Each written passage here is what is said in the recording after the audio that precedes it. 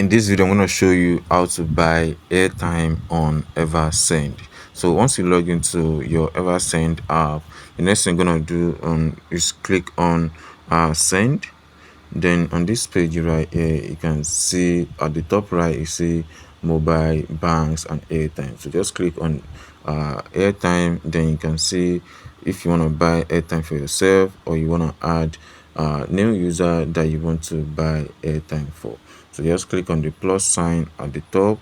Then you can see manually off from phone book, and you can just click on this right here. So once you click on that, you're gonna see the price of the airtime. You can also edit the price. You can select the currency as well. So